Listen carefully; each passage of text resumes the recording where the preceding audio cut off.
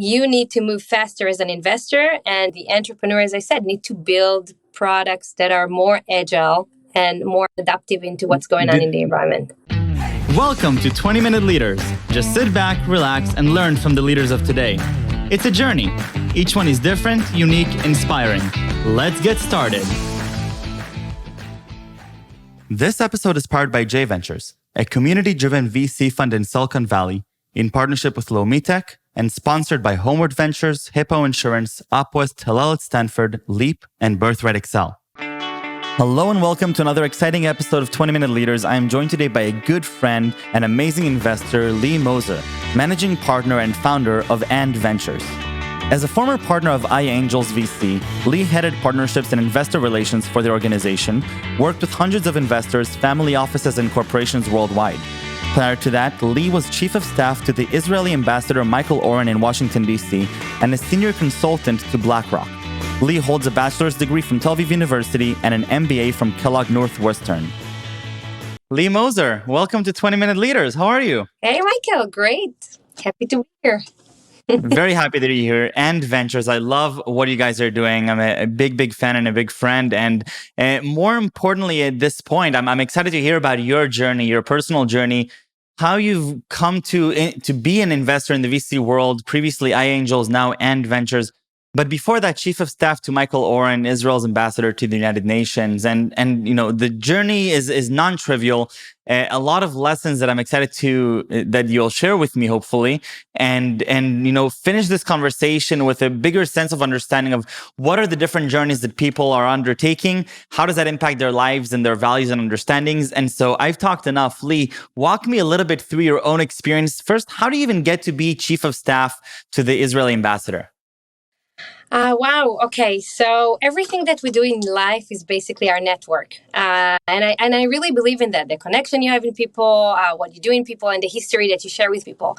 I finished my degree in political science, history and Italian. I always wanted to work at the embassy. And then I opened a newsletter, the newspaper as kind of my last lesson in the university. And I see that Michael Oren became the ambassador. I knew his son, Yoav, which is a great person, has his startup himself. And I called him. I was like, listen, how do I get to the embassy? And he was like, you are applying to the Ministry of Foreign Affairs. I said, no, I want to talk to your dad. Make long story short, I did connect with Michael Oren, and I did apply to the Ministry of Foreign Affairs. And after 4 or 5 months of everything, I got accepted to the job. So that's how I got there. Now, what was the initial, motivation that you had that led you to and say, I want to move to the United States. I want to be a part of this delegation?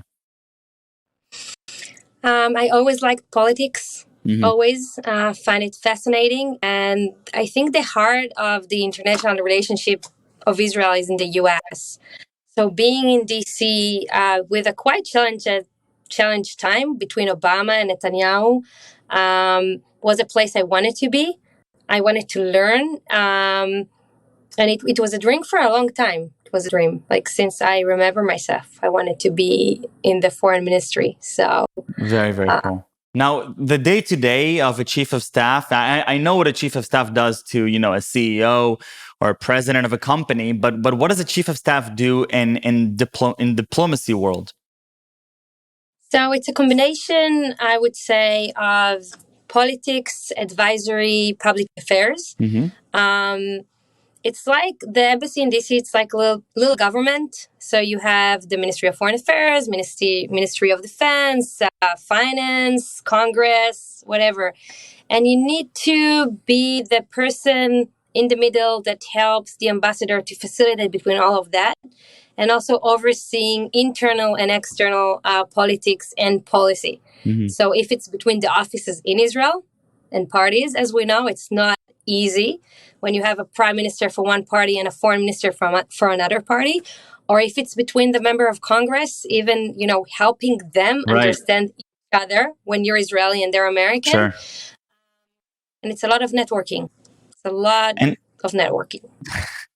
So a lot of the things that you've mentioned, obviously, I think can draw parallels to high tech and entrepreneurship, but I'll let you do that. You finish your time as chief of staff Is it obvious to you, trivial, that you're going to go into venture capital and you're going to go into the high-tech scene? No, not at all. It was very hard. I finished after being 4 years in the US, being in the White House like 2 times a week, in the Congress, in the biggest parties, and really fighting in the core for what we do in Israel and outside. And it was really hard for me to get back to Israel. And I wanted to influence. And I thought that really the best place of influence and making an impact is through innovation and through what we do in what we say the startup nation or this ecosystem. Mm-hmm. Everything we discussed in DC was controversial. Everything, if it was the Palestinian or if it was Iran or if it was other matters. The only thing that everyone agreed on is that Israeli innovation it's the best. It's changing life, it's helping life, and it's now it's even bigger than what it was 12 years ago. Right. Yeah, of So that's course. kind of what I wanted to see myself, and that's how I got into tech. From basically public diplomacy, talking about tech, not really understanding a lot about tech, but understanding that this is the bridge to I don't know, represent Israel in its best Mm-hmm. manner, and this is how I kind of start exploring it and want to be a part of it. And so walk me through your own journey as a venture capitalist. And, I'd love to also understand a little bit of how your own, investment thesis transformed or evolved throughout the years as you've undergone a lot of experiences, a lot of investments. Sure. So really kind of what we do in AND and what is my thesis and my partner Rory thesis is obviously we like to invest in the best entrepreneur, and best is also great people that you want to work with, that you want to hear their opinion, that you understand that, one and one is three together. And we're looking to work with entrepreneurs that are just like, we had a talk about it, but aiming to the moon and want to transform entire industries. Mm-hmm. And it doesn't matter. And we're investing super, super early. So for us, I would say the person itself and the vision, and obviously the MVP of the technology is important, but what we can build together and how we can be a good investor, or what everyone likes to say, a value-add investor. And for that, we build a studio, like a place that an entrepreneur and a company can get a tech advice, a UI UX advice, growth advice, and different land pads around the world, mainly in the US. So kind of answering all the gaps that might have to Right. when starting. Take me a few steps back then. AnD Ventures, it's a new VC fund based out of Israel, looking at Israeli companies, but it's doing it in a different way and understanding with a more globalized mindset that the world is connected. Israel is not just a startup nation, it's a scale-up nation. Tell me a little bit Right. about, the thesis behind AnD, because you started mentioning the cooperation with different companies, and that's a big part of AnD Ventures. But tell me, take me back a little bit about what is sort of the thesis of this fund. Okay, so the fund, we call ourselves a company builder based fund, Mm-hmm. where, as I said, we invest early and we help the founder build the companies at the right direction. I think the most important thing is that we all know that we have amazing entrepreneurs and they're super smart. I think the validation and the execution definitely need help. Obviously, not for all, but for many. And for us, we're working with a lot of corporates. You can see them in our website that we gain relationships through the years. We are bullish on validation. When we see a company, a part of what we do during the due diligence is help validate with different corporates and different expert matters. That in the two company we invested, a lot of them become clients, and that was the best validation and the best Amazing. reason to invest. And then the second thing is execution, and execution for us is connecting to the global world today with understanding that we want to have bases in places that the entrepreneur needs and can help kind of minimize the gap between being Israeli but moving to the US, or we have a land pad in Japan, for example, and working on even one in India, and how we can make the world even smaller than what it is today post-corona to our entrepreneurs. So how we can shift them quickly and more fast to their real markets, which Israel is not a market. So why is it in your belief that, why is it so important for startups to work with these big corporates that you're cooperating with? Why do you believe this is the differentiator that could help a startup tremendously scale? So a lot of founders are waiting to build the perfect product before starting approaching the market, which I think it's fair and it's working in some matters, but the market is changing so fast today. So what you build today, it's not what's the needs for tomorrow. So with working with many potential clients and with corporates that are looking for innovation and now more open to incorporate innovation before acquiring it, before taking on the IP, really help shape a better product, a faster product. You don't need to waste a year and $1 million of building the perfect MVP. You build it on the way. You run with it, and then you reach to the market faster than you would have reached with a perfect product. And people understand that. Like the whole mindset have changed, I think. Right. But now design partnerships, we've seen this, throughout the last few years, being a very big part of the story here. Is this what this is about? Is it about design partnerships, or is there something else in the work with these corporates that is different than how a traditional startup in Israel would approach a company in Japan and Germany, etc.? I think it's the flexibility in mind to pivot quickly for the market needs. Less than a successful POC I have on my PowerPoint 5 or 6 or 7 or 10 corporates or companies that working with me. More of how do I think as an entrepreneur? How do I think as a leader? And how do I adapt to quick changes? And I think that what it can give to an entrepreneur. And that's what we're looking for. Got it. Okay, so as you're looking at the day-to-day now, you're looking at companies in Israel. What do you observe around you? And you've seen the Israeli ecosystem evolve over the last decade. What are we experiencing today that perhaps is different from before? Or how in general are you experiencing the tech scene right now? Wow.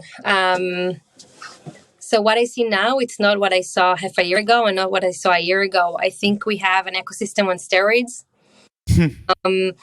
It's not only the valuation or the size of rounds or,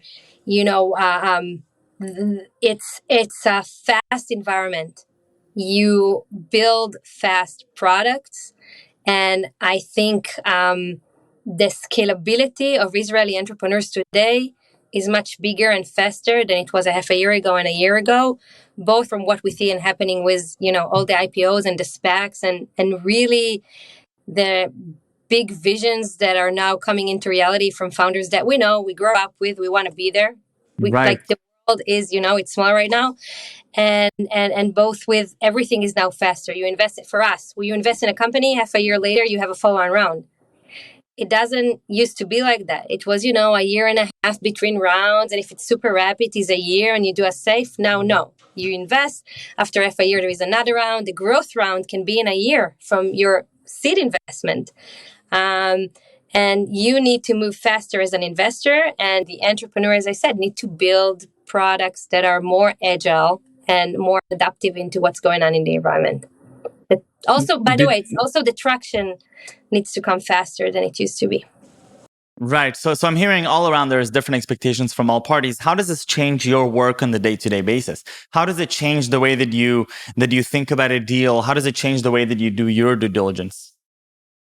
So I think also here, you need to be faster than you used to be. You cannot take your time to do a 3 months due diligence on a company. By the way, that's why we have our studio that companies, even before investment can come and work with us and validate their product, and we work together and we just get to know each other, and then we can invest or they can choose us to invest.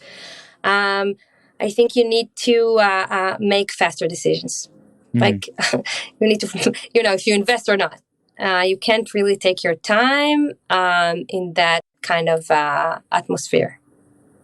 Does that mean that natively we might be making, or intuitively we might be making worse decisions than perhaps 5-10 years ago? Or what is the compromise of this versus what are the upsides of this?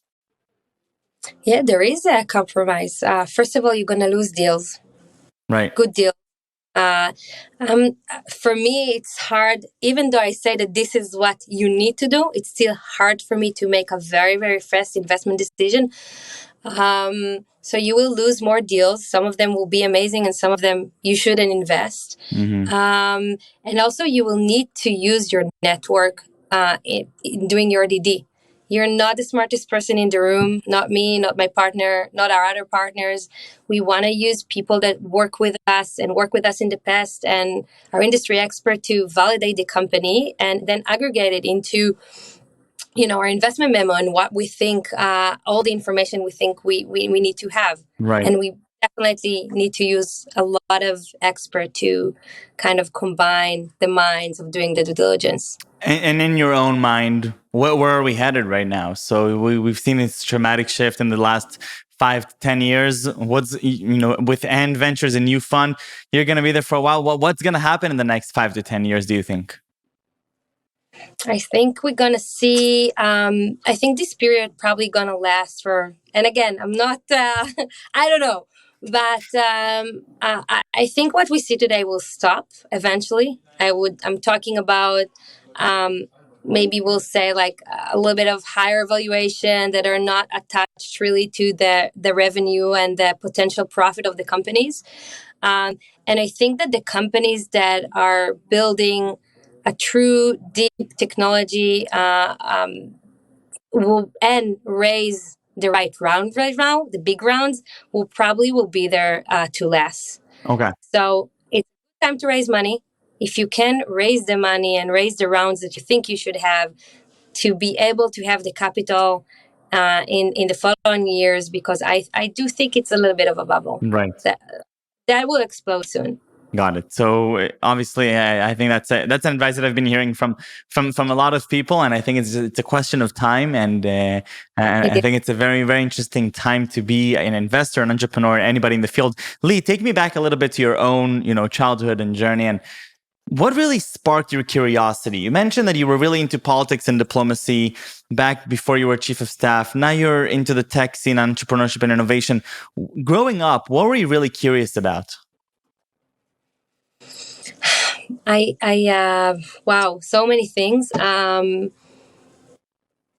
would say I was always curious about kind of breaking the glass ceiling.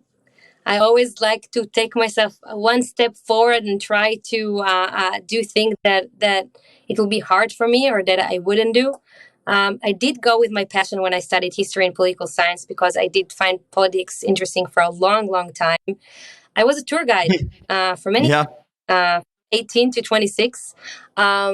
So standing in front of an audience, by the way, a lot of my investors met me 15 or 16 or 18 years ago when I was their tour when they came with their families.